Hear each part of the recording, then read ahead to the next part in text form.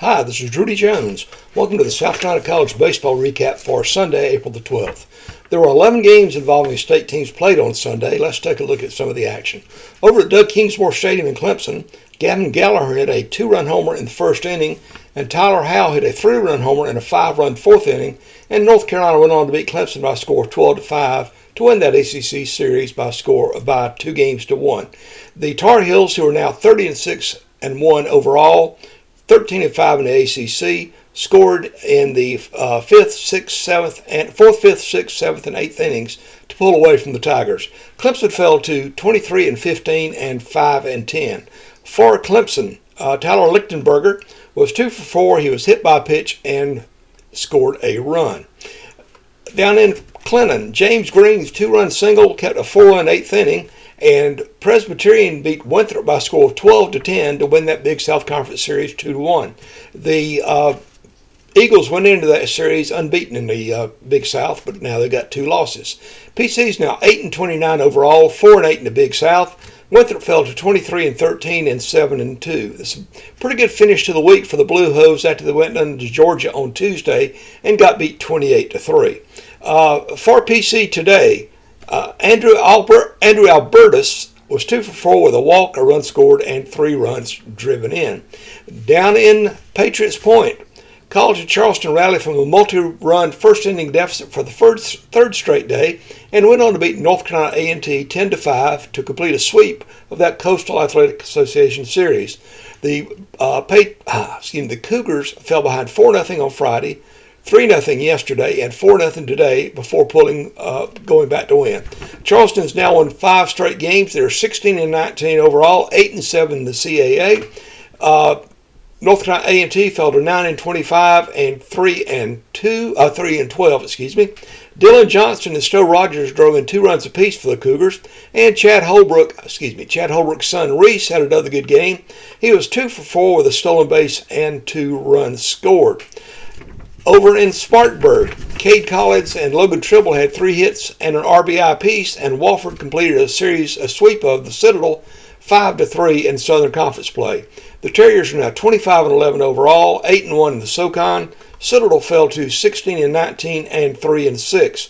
For Wofford, Tribble was 3 for 4 with a double, a stolen base, and an RBI.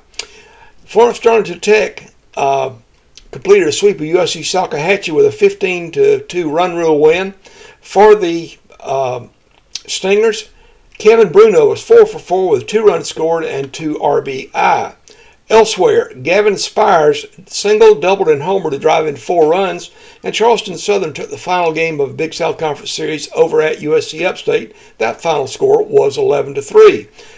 The Buccaneers, salvaging that final game of the series, are now 21-13 overall, 6-6 in the Big South.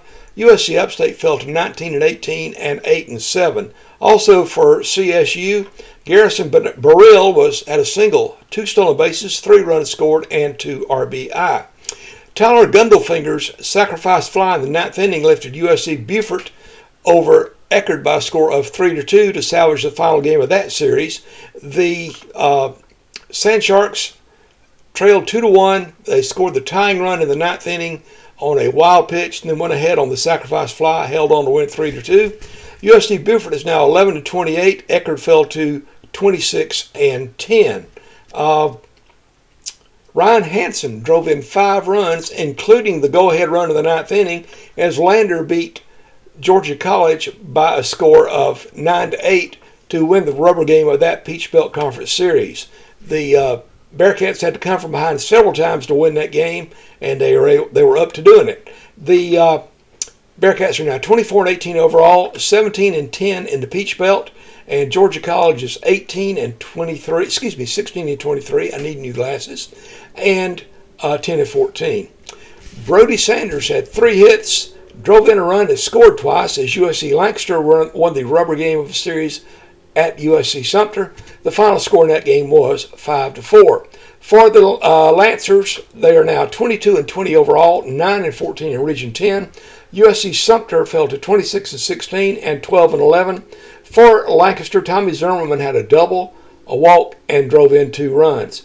For Sumter, Ryan Pikatowski led off the bottom of the first with his 19th home run of the season. That's already extending the school's single-season home run record.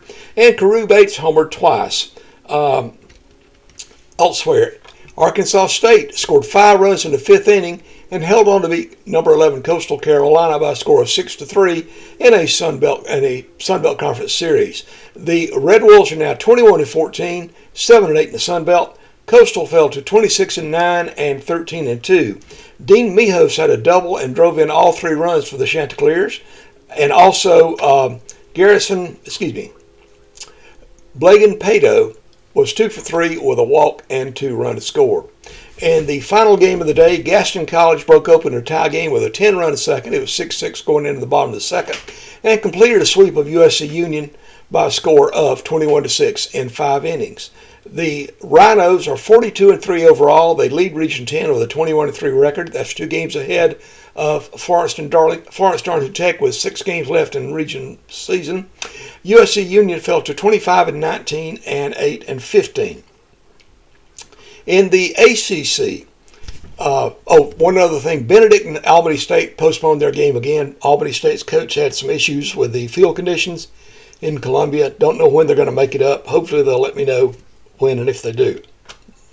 In the ACC on Sunday, number 13 Virginia pummeled Notre Dame 20-5. Number 23 Boston College beat Virginia Tech 6-2. Duke salvaged the series finale at NC State 3-2.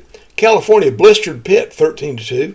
Stanford got a series win at Louisville 6-4, and Miami blanked Wake Forest 8-0. ACC standings through Sunday now. Georgia Tech's 15-3. North Carolina's 2 games back at 13-5. 2 more games back is Boston College at 11-7. Then you've got Florida State at 9-6. Virginia at 10-8.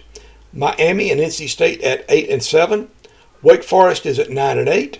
Duke is at 8-10. Louisville is at 6-9, as are Pitt and Stanford. Notre Dame is 7-11. Virginia Tech is 7-11. Clemson is 5-10. They're in 15th place now, 1 game ahead of California, who is at 4-11. In the SEC, Florida won the series decider at number 4 Georgia by a score of 13-7. Number 22 Arkansas completed a sweep at number 8 Alabama 3-2. Tennessee completed a sweep at number 9 Mississippi State 7-2. Number 25 Ole Miss finished up a sweep of number 24 LSU 8-7. And number 15 Auburn run-ruled Kentucky 11-0 in 7 innings. Texas A&M and Texas were delayed by rain. They're scheduled to start again sometime Sunday night to get that going on.